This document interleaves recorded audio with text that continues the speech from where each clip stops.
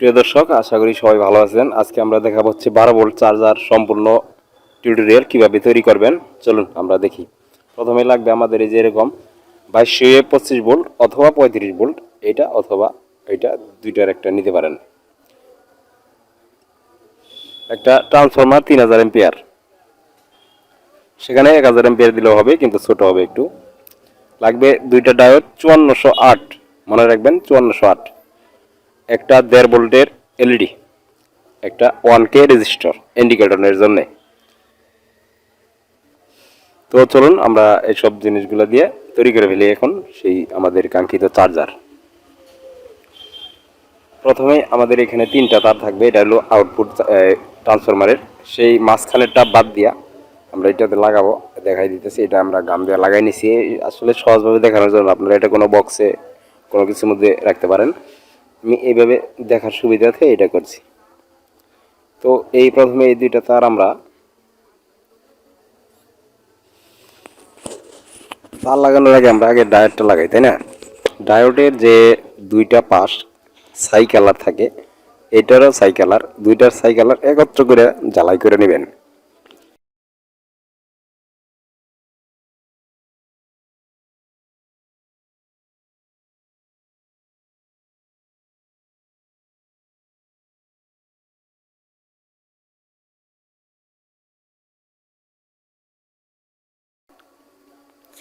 এখন আমরা এই ডায়োডের যে দুইটা পাশ আমরা ঝালাই করে নিছি, ছাই কালার যে একত্র করছি, সেই কালার দুইটা পার্ট, দুইটা ডায়োডের মাথাটা আমরা সেই যে ক্যাপাসিটারের প্লাসে লাগাই দিব। আমাদের ক্যাপাসিটারের প্লাস মাইনাস অবশ্যই জানেন, এই যে এটা হলো প্লাস। এই প্লাসে আমরা এই ডায়োডের এই মাথাটা যে আমরা জ্বালাই করলাম, সেই মাথাটা লাগাই দেব।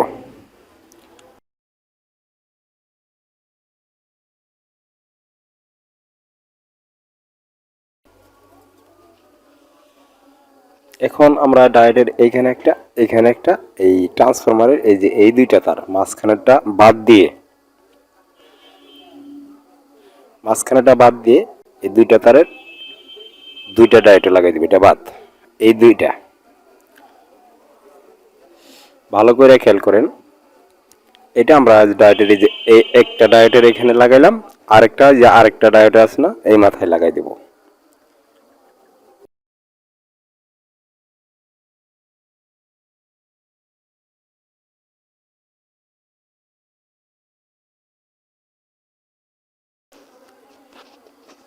এইবার হচ্ছে আমাদের যে ট্রান্সফরমারের যে মাঝখানে যে তারটা থাকে,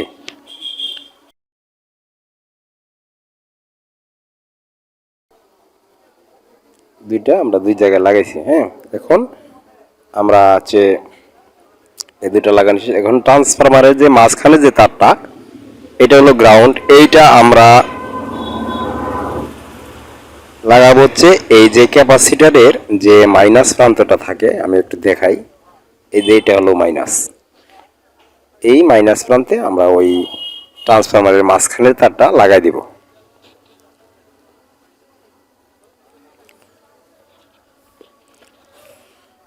তো আমাদের এই ট্রান্সফরমারের লাইন ক্যাপাসিটারের সাথে ডায়োডের সাথে সংযোগ করা শেষ। এবার আমরা ব্যাটারিতে যে লাইনটা যাবে এখান থেকে আউটপুট, সেটা আমরা লাগাবো হচ্ছে এই যে মাইনাসে কালো তার মাইনাস, আর এখানে হচ্ছে প্লাস। এই প্লাসটা আমরা আগে লাগাই নেই। এই প্লাসটা কি করলাম, ক্যাপাসিটারের প্লাসে লাগাই দিলাম আউটপুট, যেটা ব্যাটারিতে যাবে।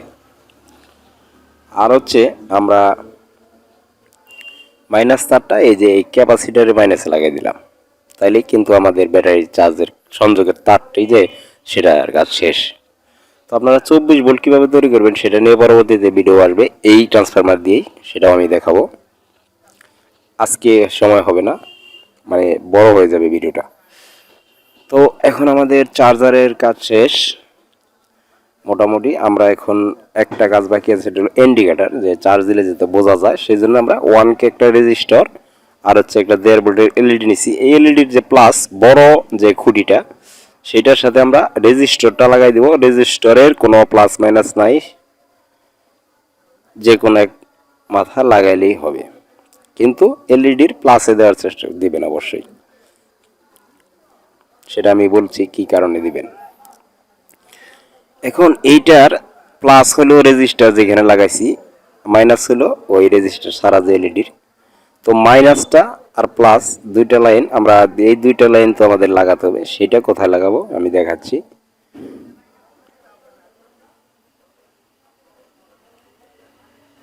মাইনাস আর হলো প্লাস। এখন আমরা এই যে প্লাসের সাথে মাইনাসটা আগে লাগাই। মাইনাস এই যে ক্যাপাসিটারে মাইনাসে লাগাইলাম, এলইডির মাইনাস ক্যাপাসিটারে মাইনাসে লাগাইলাম। তারপর এলইডির যে প্লাস সেইটা আমরা ওই রেজিস্টারের মাথাটা লাগাই দিলাম হচ্ছে ক্যাপাসিটারের প্লাসে। তো আমাদের চার্জারের কাজ শেষ। এখন আমরা লাগাবো হচ্ছে, আপনারা একটু দেখে রাখেন, এভাবে করবেন। এখন আমরা কিন্তু লাগাইতে পারি হচ্ছে আমাদের যে এসি লাইনটা দিতে হবে এখানে, এই যে এইভাবে স্ক্রিনশট দিয়ে নিতে পারেন। ঠিক এইভাবেই করবেন, 12 ভোল্টের ক্ষেত্রে এইভাবেই করবেন।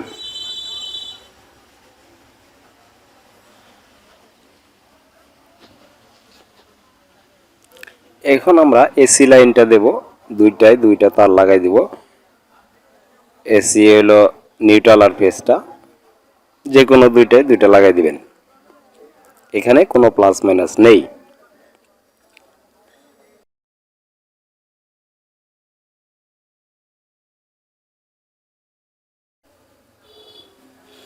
একটু টেপ মেরে নেবেন, কারণ হচ্ছে এটা যেহেতু এসি লাইন, সাবধান থাকবেন।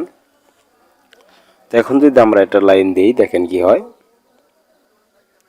এই দেখেন ইন্ডিকেটরটাও জ্বলছে খুব ভালো করে এবং চার্জারের লাইনটা পেয়েছে। হ্যাঁ, এখন আমরা খুলা ফেলাইলাম, বাতিটা একটু সময় দেরি করে তারপর নিববে, কারণ হচ্ছে এই ক্যাপাসিটারে একটু ভোল্ট জমে থাকে, ধীরে ধীরে এটা নিভে যাবে। তো এখন আমরা এই দেখুন এটা নিভে গেছে কিন্তু।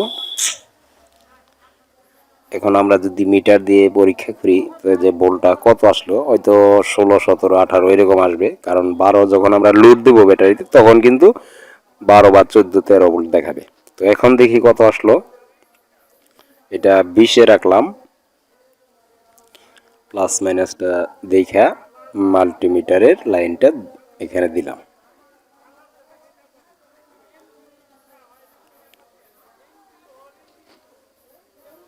দেখেন এই যে 17, 25 দেখাচ্ছে, সেখানে 18 বা 17, 16 এরকম দেখায়। তার মানে এটা ঠিক আছে। হ্যাঁ, যদি ব্যাটারি ভোল্টের সাথে সমান দেখাইতো তাহলে কিন্তু চার্জ উঠবে না।